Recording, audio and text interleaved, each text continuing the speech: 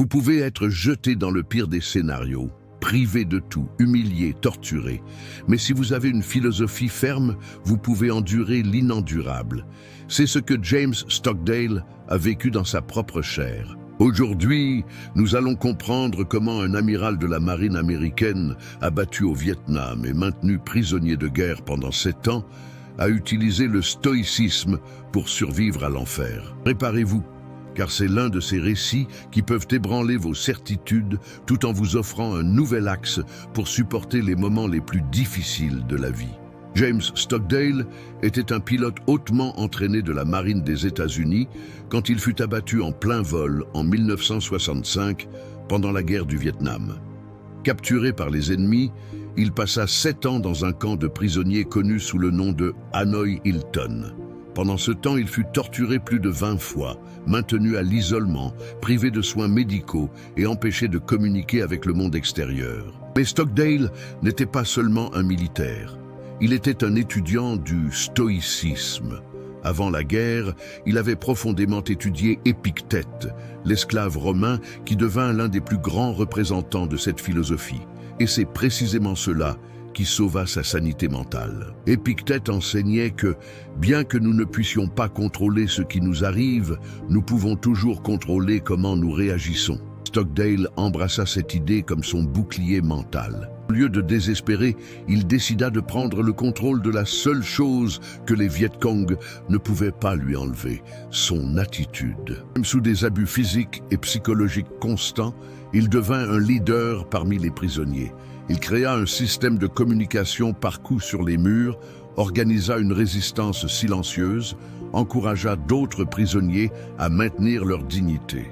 Il ne pouvait pas gagner physiquement, mais il gagna moralement. Il faisait aussi face au défi de garder son esprit actif et son moral élevé. Pour cela, il recourait fréquemment aux leçons d'Épictète, répétant mentalement les enseignements qu'il avait étudiés avant la guerre.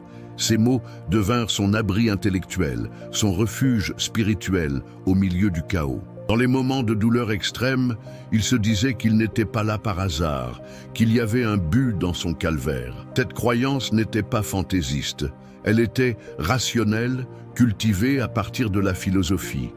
Et cette clarté lui permettait de continuer. Stockdale prononça une phrase qui devint connue sous le nom de paradoxe de Stockdale. Vous devez maintenir une foi inébranlable que vous prévaudrez à la fin, indépendamment des difficultés. Mais en même temps, vous devez avoir la discipline d'affronter les faits les plus brutaux de votre réalité présente. C'est l'essence du stoïcisme, le courage de voir les choses comme elles sont, sans illusion, et la force de maintenir l'espoir, malgré tout. Combien d'entre nous vivent dans des prisons invisibles, prisons émotionnelles, financières, affectives, professionnelles, et combien de fois nous laissons-nous paralyser par la douleur, la peur, l'incertitude. L'histoire de Stockdale est un rappel qu'il existe toujours un noyau de liberté intérieure. Il y a toujours un choix. Peut-être êtes-vous en train d'affronter une crise maintenant. Peut-être êtes-vous entouré de problèmes qui semblent plus grands que votre force. Mais demandez-vous, que pouvez-vous contrôler? Où est votre pouvoir, si petit soit-il? Parfois, nous restons bloqués en attendant que tout s'améliore à l'extérieur. Mais c'est à l'intérieur que réside la vraie force. Le changement de perspective, la décision de ne pas céder à l'apitoiement sur soi, c'est là que tout commence. Vous n'avez pas besoin de circonstances idéales pour commencer à vous renforcer.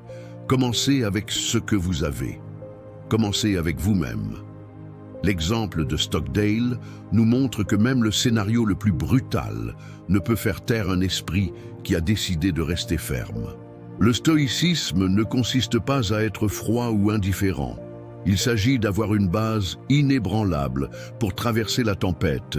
Stockdale, sorti du Vietnam, marqué physiquement, mais avec une force mentale. Il dit que cette période fut la plus formatrice de sa vie. Il ne survécut pas seulement à la guerre, il en sortit grandi.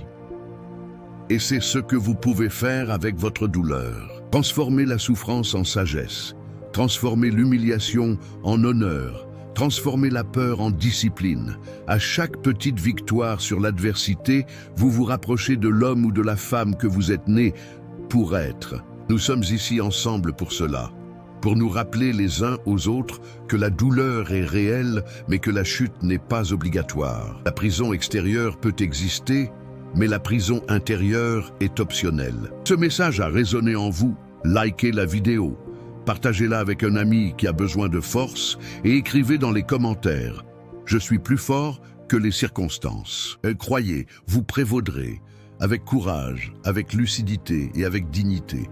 Non pas parce que le monde sera gentil, mais parce que vous serez ferme. Parce qu'en vous existe un noyau de force que personne ne peut arracher. James Stockdale ne gagna pas seulement parce qu'il était entraîné. Il gagna parce qu'il crut que c'était possible. Et vous aussi le pouvez. Vous n'êtes pas seul. Nous sommes des milliers marchant ensemble vers cette forteresse intérieure. Souvenez-vous, la philosophie n'est pas un luxe pour les temps de paix. C'est l'arme invisible dans les moments de guerre. Et chaque adversité est une opportunité de mettre cette arme en pratique. Jusqu'à la prochaine vidéo, héritier de la sagesse.